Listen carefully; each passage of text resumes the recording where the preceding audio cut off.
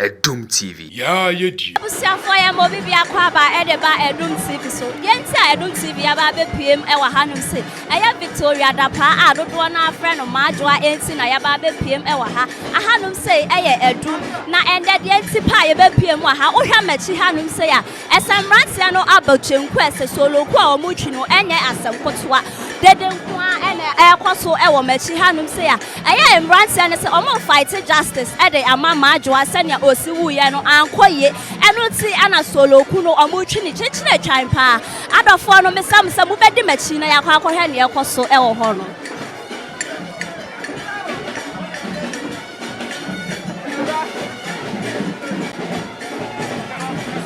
sanya misika ya no solo ku na ana ekoso wa hanum se eya embranta enkora obiara etwi solo ku no uhye nuano mba ya ese solo ku na ana omugusu a wo mu echi no omo fight justice ede ama Maa Adwoa anu ti ana obia abehyiam wa ha omo de odo abebo odomu ese omo yesa ne Maa Adwoa eno so pa ne re enho na wono so ebe da kama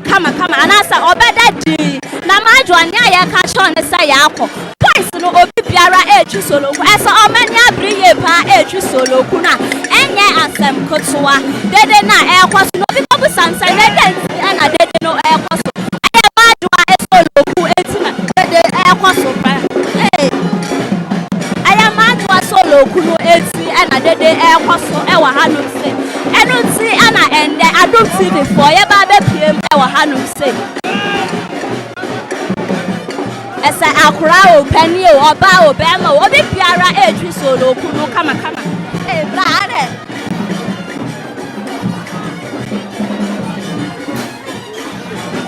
hey sister ya nani abre pa ye etwi solo ku a esa enya asem kotoa solo ku ide me se emu orem de obi biara obia eni abre enu ti ana Adum TV for ena nwumre ya ba be piemu e wo hanum se ya Maa Adwoa ye fight justice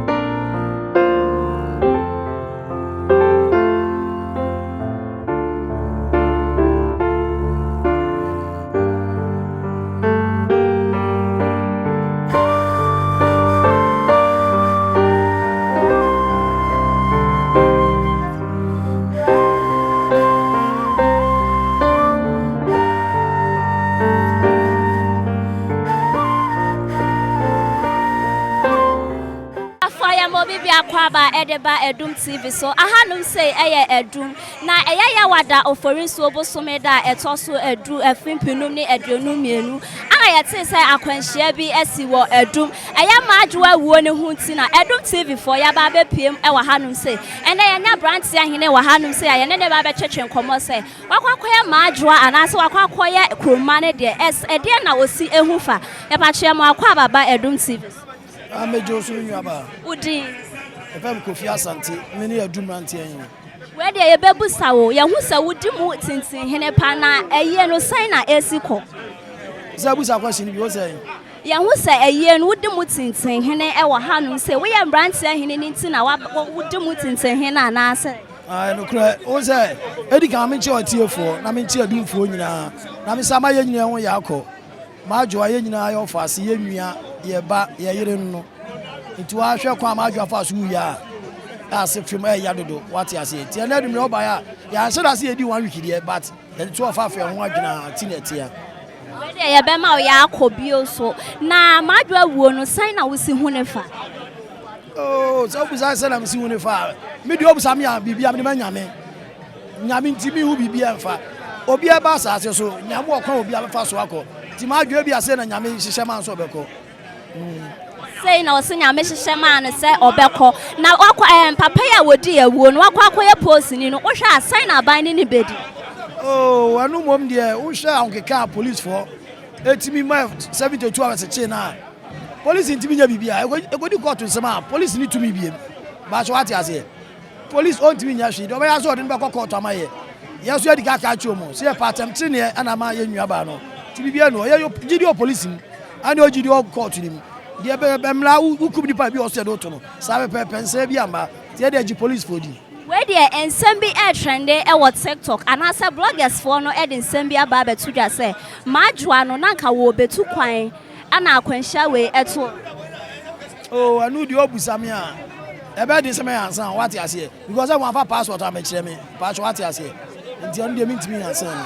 na ye tete se Maa Adwoa so e wo ba bi e wo abont oba the boy no ne wo ya the boy na atu kwan obo abrochi ye fa na krachi wa wo akraki to oko 4 years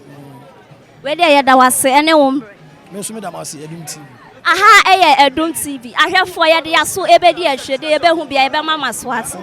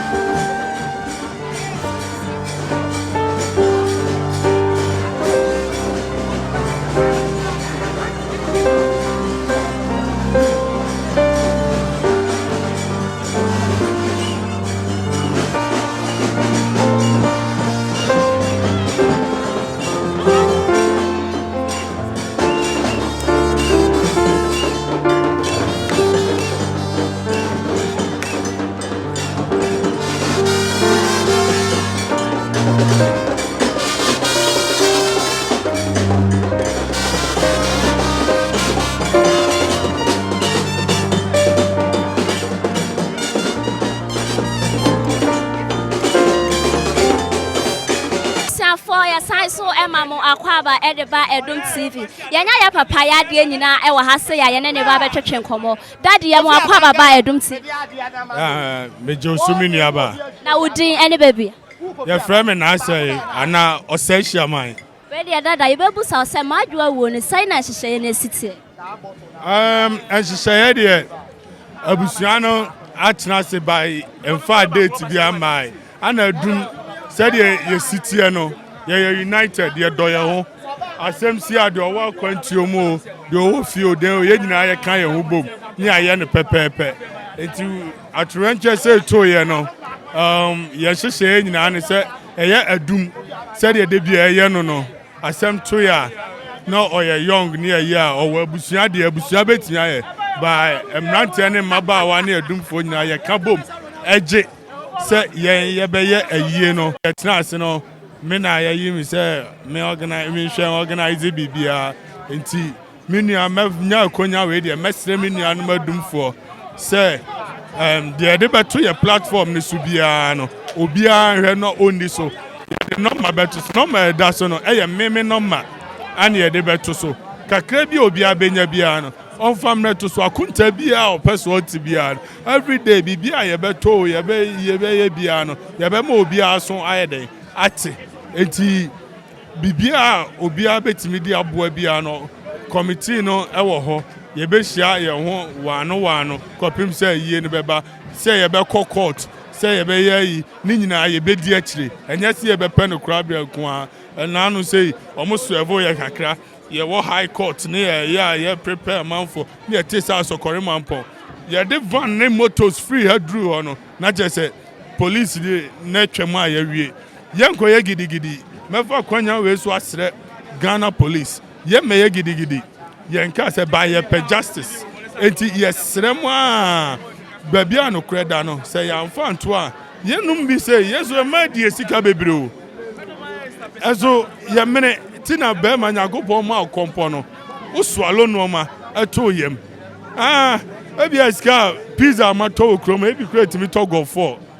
ezo ni nyina ya mene enti sabi se menua di mransem se ya ne ya hweso amfa ntia obi a kira obi so be ebeye enti mesre pa ye de na me sa sre biem Adum edru se ye kokota mo obi anyi ne ho mfrim maka me sa sre biem ana mo obia so ye meye gidigidi be present ya won se nipa ba ko be ye nyina ye abusua